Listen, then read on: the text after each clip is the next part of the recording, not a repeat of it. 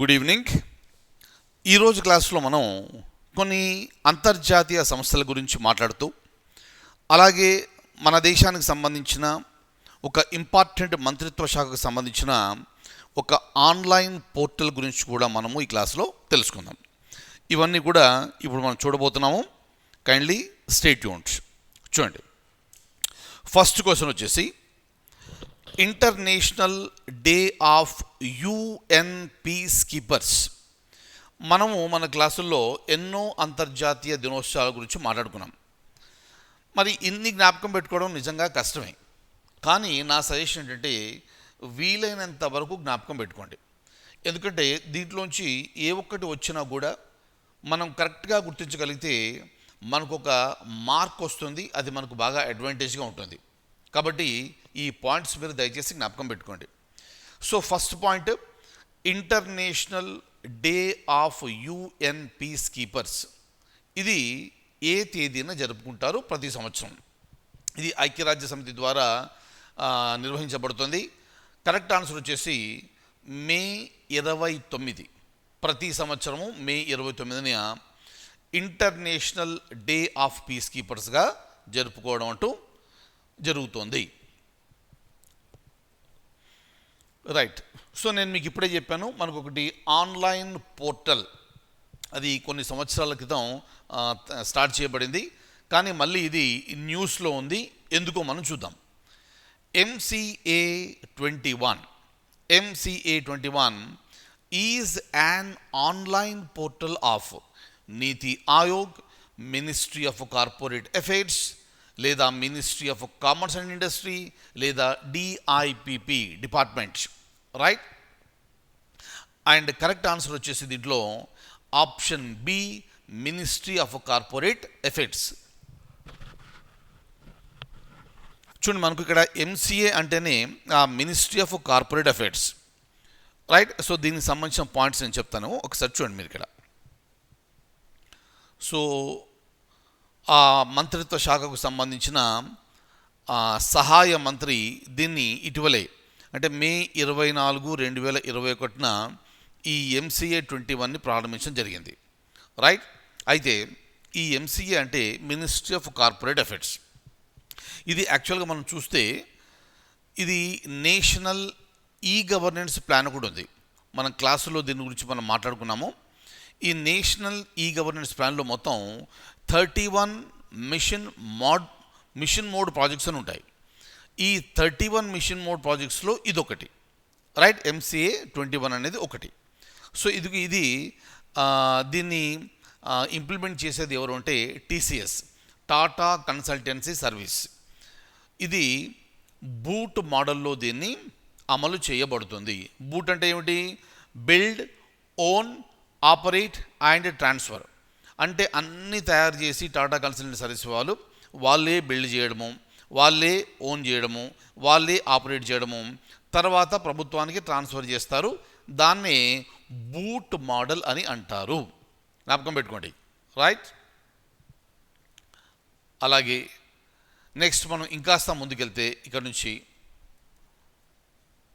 ఇది దాదాపు మీ అందరికీ తెలిసి ఉంటుంది. Which of the following protocol aims to preserve degradation of atmospheric ozone layer? మనకు తెలుసు, మన వాతావరణంలో మన భూమిని కాపాడడానికి ఓజోన్ లేయర్ అంటూ ఉంది. కానీ ఆ ఓజోన్ లేయర్ కాస్త తగ్గిపోయి మనకు సూర్యుని ద్వారా వచ్చే ఈ అల్ట్రా వైలెట్ రేస్ డైరెక్ట్గా భూమిని తాకుతున్నాయి. తాకడం వల్ల ఏమవుతుంది? అది మనుషుల ఆరోగ్యానికే కాకుండా ఇక్కడ చెట్లకు, జంతువులకు కూడా నష్టం వాటిల్తుంది. తద్వారా మన వాతావరణ సమతుల్యత అనేది దెబ్బతింటుంది. ఈ విషయం గురించి మనం చాలా సంవత్సరాల నుంచి అంతర్జాతీయంగా మాట్లాడుకోవడం జరిగింది. అయితే ఈ క్రింది ఏ ప్రోటోకాల్లో ఓజోన్ పొరని రక్షించడానికి ఒక ఒప్పందం అంటూ చేసుకోవడం జరిగింది? అది ఏమిటి అంటే మాంట్రియల్ ప్రోటోకాల్. క్లియర్. సో మనం ఇక్కడ ఈ ఎన్విరాన్మెంట్ క్లాసులో వీటి గురించి మనం చాలా క్షుణ్ణంగా మాట్లాడుకున్నాము. మాంట్రియల్ ప్రోటోకాల్ అంటే కూడా దాని గురించి చాలా డీటెయిల్డ్గా మనం చర్చించుకోవడం జరిగింది. రైట్. అలాగే ఇక్కడ నుంచి మనకు వచ్చే ఒక క్వశ్చన్, పాసిబుల్ క్వశ్చన్ ఏంటంటే జీకే పార్ట్గా, ఈ మాంట్రియల్ ప్రోటోకాల్ అంటే మాంట్రియల్ ఒప్పందము ఏ సంవత్సరంలో సంతకం చేయబడింది అంటే ఆన్సర్ వచ్చేసి 1987. జ్ఞాపకం పెట్టుకోండి, 1987. చూడండి, మనం ఆల్రెడీ నేను మీకు చెప్పాను, ఈ ఎన్విరాన్మెంట్కి సంబంధించి మన ఎగ్జామ్స్లో క్వశ్చన్స్ బాగా వస్తున్నాయి. సో దాన్ని మీరు కేర్ఫుల్గా ఫాలో కావాలి. రైట్. నెక్స్ట్, అలాగే ఈ క్రింది వాణిలో ఏ సంస్థ ప్రపంచ హెరిటేజ్ ప్రదేశాలని అడ్మినిస్టర్ చేస్తుంది అంటే నిర్వహిస్తుంది, అంటే ఆ పాలనాపరమైన వ్యవహారాలన్నింటి చూసే సంస్థ ఏది? రైట్. ఏది? ప్రపంచ హెరిటేజ్ ప్రదేశాలు.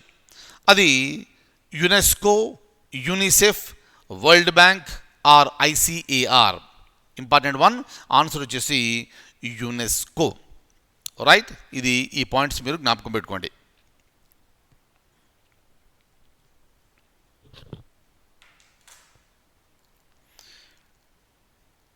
అలాగే ఎగ్జామినేషన్లో అడగడానికి ఆస్కారం ఉన్న ఇంకో క్వశ్చన్ ఏంటంటే మీరు జ్ఞాపకం పెట్టుకోండి, ఇప్పుడు మనకు వరల్డ్ హెరిటేజ్ సైట్స్ అని ఉన్నాయి.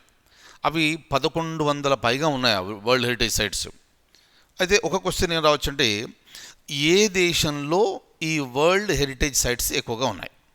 రైట్. సో అదొకటి అడిగే అవకాశం ఉంది, జ్ఞాపకం పెట్టుకోండి. అది చైనా ఒకటి, టర్కీ ఒకటి. ఈ రెండిట్లో ఒక్కో దేశంలో 55 వరల్డ్ హెరిటేజ్ సైట్స్ ఉన్నాయి. రైట్. సో ఈ పాయింట్ మీరు జ్ఞాపకం పెట్టుకోండి. రైట్. అండ్ సారీ, ఇది China and Italy, not Turkey, I'm sorry. చైనాలో 55 వరల్డ్ హెరిటేజ్ సైట్స్, అలాగే ఇటలీలో ఒక 55 వరల్డ్ హెరిటేజ్ సైట్స్ ఉన్నాయి. సో ఈ నెంబర్ పెరుగుతూ ఉంటుంది. రైట్. సో మనకున్న ఇన్ఫర్మేషన్ ఏంటంటే జూన్ 2020కి సంబంధించిన ఇన్ఫర్మేషన్. ఫైన్. సో దీంట్లో ఎప్పుడు ఏ మార్పు వచ్చినా కూడా దాన్ని ఎప్పటికప్పుడు మీరు పేపర్ చదువుతూ ఉంటారు కాబట్టి దాన్ని అప్డేట్ చేసుకోవాలి. So thank you so much. I will see you in the next class.